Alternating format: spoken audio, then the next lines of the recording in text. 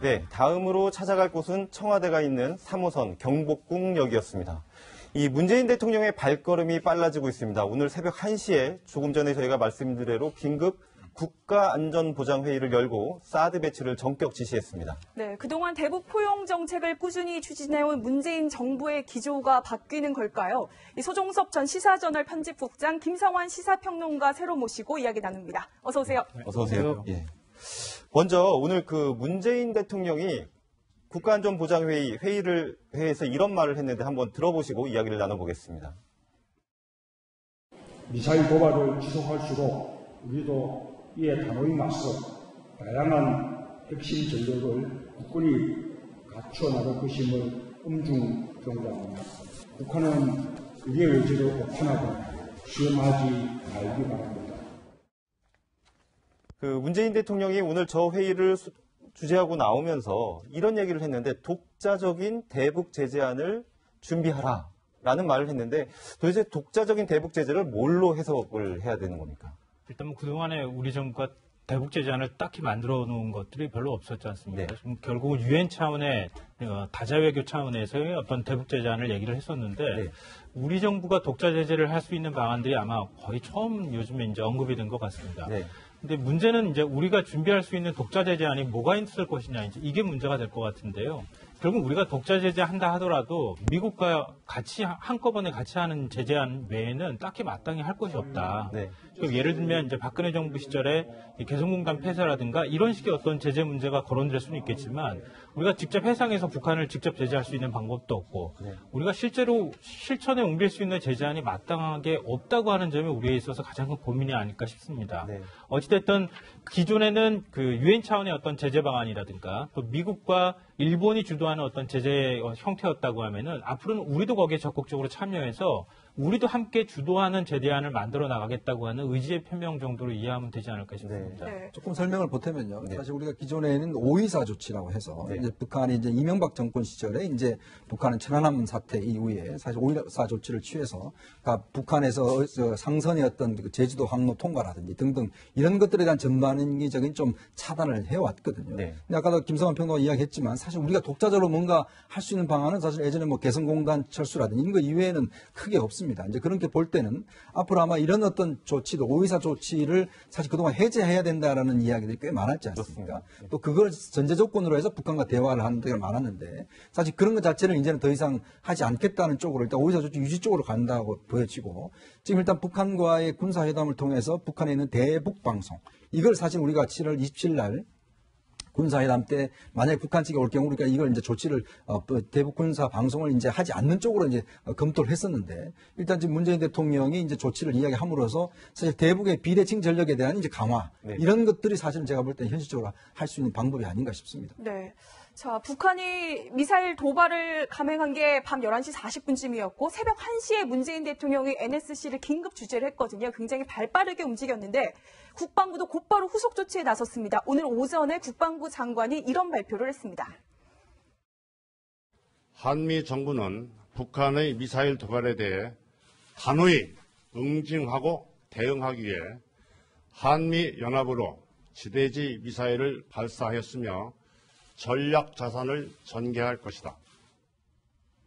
네, 어제 미사일이 발사되고 난 다음에 NSC가 주제가 소집이 됐고, 그 다음에 오늘 아침에 송영무 국방장군이 긴급 브리핑까지 할 정도로 긴박하게 움직였습니다. 어떻게 보셨습니까?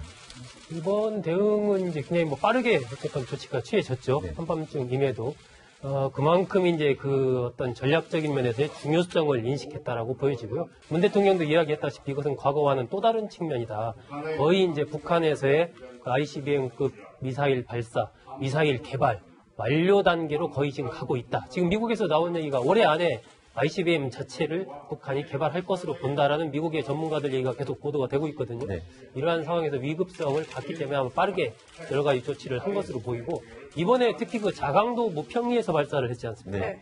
그러니까 밤늦게 발사했고 자강도에서 발사했고 이거 두 가지가 특이한 점이거든요. 이것을 이제 지금 전문가들은 실전 배치를 염두에 둔 행동이다라고 지금 보고 있는 것이에요.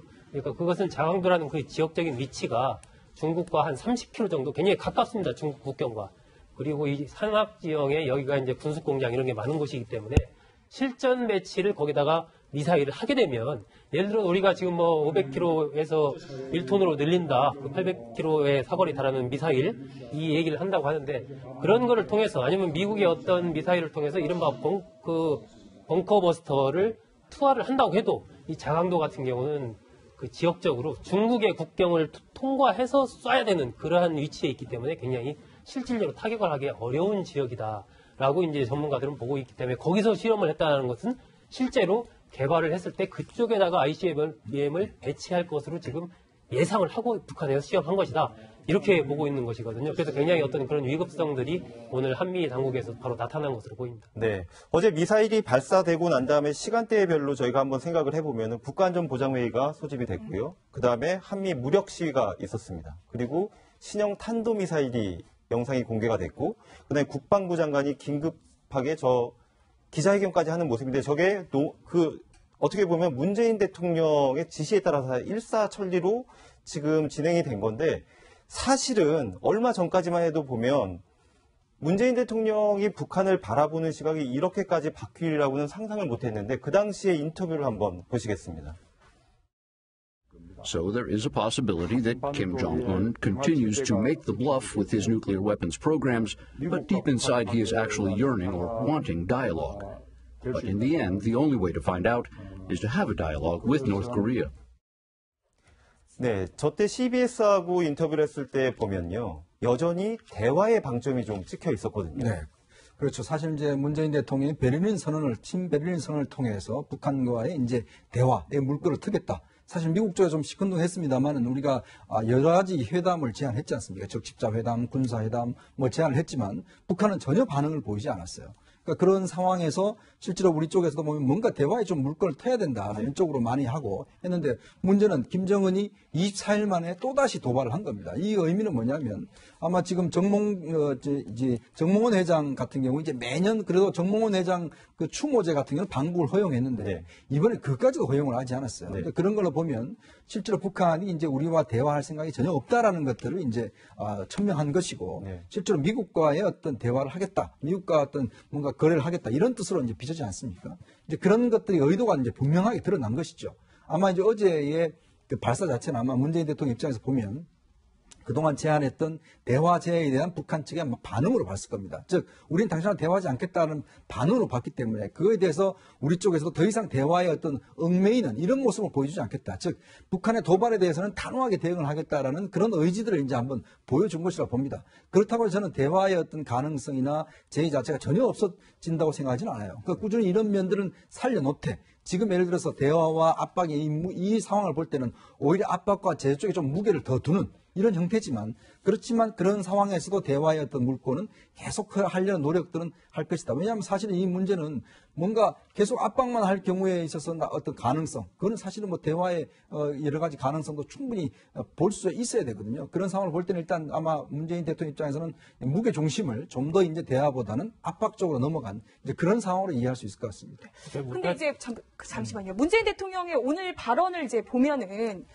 물론 이제 강력한 대응도 주문을 했지만 베를린 구상 동력이 상실되지 않도록 지혜가 필요하다. 한마디로 베를린 구상이라는 거는 대화와 제재를 같이 갖고 가겠다는 거 아니에요? 네. 그리고 청와대 관계자들 중에서 이런 이야기를 하는 분들도 있어요. 북한이 이렇게 크게 도발을 할수록 대화가 좀 빨라지는 경향이 있다. 야당에서는 아직도 너무 안이한 거 아니냐. 대북 그 기조에 대해서 좀 바꿔야 되는 거 아니냐 이런 지적을 계속해서 할 거란 말이에요. 청와대 관계자들 사이에서 북한이 이렇게 긴장을 유도하면 유도할수록 긴장의 수위가 높아질수록 나중에 가서 대화를 좀 더 빨리 할 수 있지 않겠냐 이런 얘기가 나오는 게 과거에 북한이 대화하는 패턴 자체가 그렇기 때문에 이제 그렇게 얘기하는 거거든요. 이른바 이제 벼랑 끝 전술이라고 얘기하죠. 대화의 어떤 물꼬나 이런 것들을 막아놓은 상태에서 긴장도를 극대화시킨 다음에 그 다음에 어떤 대화를 하는 방식들을 그동안에 해왔거든요. 그래서 지금의 이제 북한이 과연 그러면 이번에 미사일을 왜 발사했는가 그 의도를 생각해 볼 필요가 있는데요. 제가 볼 땐 크게 두 가지로 분류할 수 있을 것 같은데 첫째로는 북한이 미사일을 발사한 의도가 결국 미국을 겨냥한 것이었다고 하는 게 거의 분명하지 않습니까? 네. 왜냐하면 지난 7월 4일날 발사했을 때도 미국 독립기념일에 맞춰서 발사했던 거고 이번에도 북한에는 북한 입장에서는 뭐 전승기념이라고 얘기하지만 미국 입장에서는 뭐 정전협정일이라고 우리는 이제 얘기하지 않습니까? 그러니까 바로 하루 뒤에 지금 발사를 한 거예요. 그럼 미국과 우리가 어떻게 대화를 할 것이든 미국과의 어떤 우리 파트너는 미국이라고 하는 점은 분명히 일단 했다고 하는 점이 하나가 있고요. 또 하나는 우리의 ICBM 개발이나 핵 개발을 더 이상 돌이키려고 하지 마라라고 하는 메시지를 주는 거라고 저는 생각해요. 그러니까 김정은 위원장이 또 발언을 한 것을 보면은 국가 방위를 위한 강화를 위한 전쟁 억지력은 필수 불가결의 전략적 선택이며 그 무엇으로서도 되돌이켜 세울 수 없고 그 무엇과도 바꿀 수 없는 귀중한 전략 자산이다. 이렇게 표현을 했어요. 이번에 미사일 발사하고 난 다음에. 그러니까 북한은 아예 그 미사일, 그 ICBM을 개발을 포기하거나 폐기를 지금 현재로서는 전혀 고려하고 있지 않다고 얘기를 하고 있는 거예요. 네. 이 얘기는 즉 뭐냐 하면은 우리가 이걸 다 하고 난 다음에 대화를 하더라도 그 다음에 대화할 상대는 미국이다. 네. 우리는 그 다음에 대화하겠다는 메시지를 저는 포함하고 있는 거라고 봐요. 그러니까 지금 우리가 북과 굉장히 군사적 긴장 관계를 높여가는 관계라 할지라도 북과 완전히 대화의 어떤 창구를 닫아두는 것은 아니다. 네. 북한도 그런 의도로까지 생각하고 있는 것은 아니라고 볼 수 있다는 거죠. 네, 방금 말씀을 해주셨지만 7월 21일에 남북 군사회담을 제안을 했고요. 그 다음에 8월 1일에는 대북 적십자회담 제안을 해놓은 상황입니다. 그리고 이산가족 상봉 추진도 가지고 있는데 문제는 지금 7월 28일 바로 어젯밤에 ICBM을 발사하는 바람에 대화의 여지가 상당히 줄어든 건 사실입니다. 또 하나가요. 어제 발표를 하고 난 다음에 미국의 트럼프 대통령이 곧바로 반응을 내놨거든요. 뭐라고 얘기했냐면 무모하고 위험한 행동이다. 미국은 본토 안전을 보장하고 동맹국을 보호하기 위한 모든 조치를 취할 것이다. 라고 곧바로 성명을 내놨는데 이렇게 되면 우리가 대화하려고 하더라도 국제사회가 그거를 따라주지 않는다면 대화의 여지는 원천 차단되는 거 아닌가라는 생각도 드는 거거든요. 현 단계에서는 우리의 의지와 관계없이 남북 간의 어떤 대화가 형성될 수 있는 기본 어떤 환경 조성 자체가 안 돼 있죠. 안 돼 있고 저는 이 부분이 결국 북한이 ICBM을 완전히 개발을 해서 실전 배치할 때까지 아마 북한은 어떤 대화의 길에 쉽게 나서지 않을 것이다 라고 봅니다. 그런 측면에서 본다면 최소한 올해 정도 아니면 좀 늦더라도 내년 초 정도에는 이제 북한이 ICBM급 미사일을 다 개발을 한다라고 예상을 한다면 그때까지는 남북 간의 어떤 실질적인 대화가 진행될 가능성은 거의 없지 않느냐. 그런데 이 대목에서 이제 북한도 마찬가지로 우리가 대화의 문을 닫지 않는 것처럼 북한도 우리의 제안에 대해서 우리 그런 거 안 한다라고 지금 분명하게 또 얘기를 안 하고 있거든요. 네. 이 부분은 이제 결국 북한으로서는 많은 제안을 받아놓고 딱 쟁여놓고 있다가 필요한 시기가 되면 자기들이 꺼내들겠다라는 것이거든요. 근데 우리로서는 지금은 할 수 있는 제안 지금까지 다 했다라고 보고 앞으로 새로운 제안을 할 수 있는 환경 자체는 안 되는 것이죠. 네. 저는 오히려 지금 단계에서 우리가 주력해야 될 것은 지금 북한은 이른바 통미봉남 정책을 분명히 하고 있지 않습니까? 미국만 상대를 하고 있어요. 그렇다면은 우리 대한민국의 존재, 결국은 우리를 통해야 미국과 대화를 할 수 있다. 북한 너네도 미국과 대화하려면 우리를 통해야 된다. 이것을 북한 지도부가 확실히 인식하게 해야 되거든요. 그러한 어떤 외교적인 노력, 그를 통한 여러 가지 어떤 구도를 만들어가는 거, 네. 이런 게 저는 굉장히 중요하다. 그렇지 않은 상황에서의 여러 가지 조치는 북한 입장에서는 어차피 우리의 주상대는 미국이다. 한국은 그 종속 변수다라고 보기 때문에 계속 비슷한 행동을 할 거란 말이죠. 네. 그러면 우리는 역으로 그런 것들을 더 압박하는 측면에서 본다면 이 외교적인 측면에서의 우리의 이 가치, 대한민국의 이 어떤 남북 관계에서의 주도권 확보 네. 이런 부분을 어떻게 가져갈 것이냐 이 부분이 군사적인 대응이나 어떤 북한에 대한 뭐 미사일 발사 시험 이런 것보다도 사실은 그게 더 중요하다. 그래야 어떤 남북 관계의 물꼬도 트일 것이고 이 핵 문제를 해결하는 부분에서 좀 더 우리가 나름대로의 어떤 주도권을 가져갈 수가 있다. 저는 그렇게 생각합니다. 우리 정부 입장에서는 사실 좀 성급한 감이 있었던 거예요. 지금 결과적으로 와서 보면은 북한은 지금 우리와 대화할 의지가 현재로서는 거의 없는 상황이었는데도 불구하고 우리가 군사회담이나 적시자회담을 너무 빨리 던졌던 것 아닐까. 그러니까 조금 더 진척 상황이나 북한의 어떤 대응 방안들이나 그런 양태를 좀 보고 난 다음에 우리가 대화제의나 이런 것들을 해도 될 텐데 너무 빨리 대화제의를 했던 것이다. 네. 그러니까 예를 들면 이제 한미 정상회담 끝나고 난 다음에 한반도 정세에 우리가 운전석에 앉게 됐다고 한다거나 네. 신베를린 선언을 하고 국제적으로 우리가 주도권을 가지고 움직일 수 있도록 하는 것에 대해서 일종의 공인을 받았다고 하는 약간 그 자신감 같은 것들을 가졌던 것 같아요. 네. 그래서 그런 상황에서 우리가 대화의 어떤 물꼬를 터줄 경우에 한반도나 동북아 정세를 우리가 끌고 갈 수 있다. 네.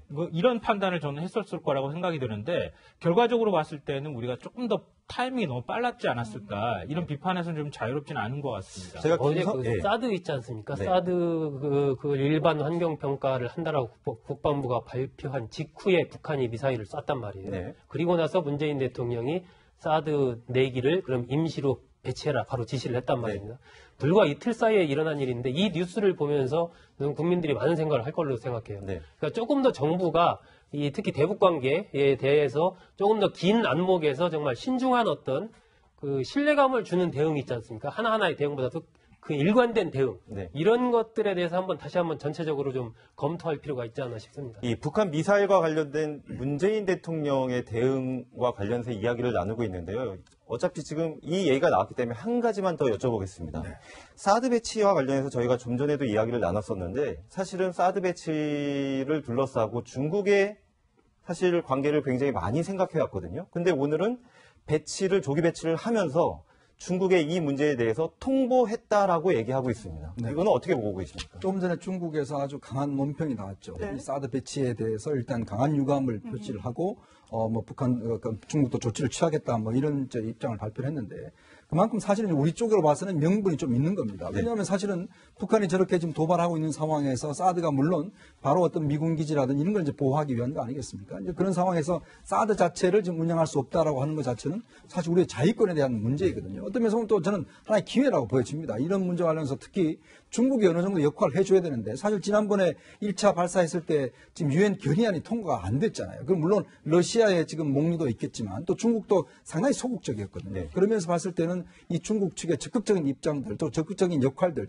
이런 걸 좀 주문해야 될 때가 아닌가. 그래서 저는 이번 기회가 어떤 면에서 사드를 좀 기존의 어떤 사실관계를 좀 확실히 하는 이제 그런 기회로 좀 삼았으면 하는 좀 생각도 듭니다. 네. 지금까지 북한 미사일 발사에 대한 문재인 대통령의 대응과 관련해서 이야기를 나눠봤습니다. 김성환 평론가와는 여기서 인사를 나누겠습니다. 고맙습니다. 고맙습니다. 네.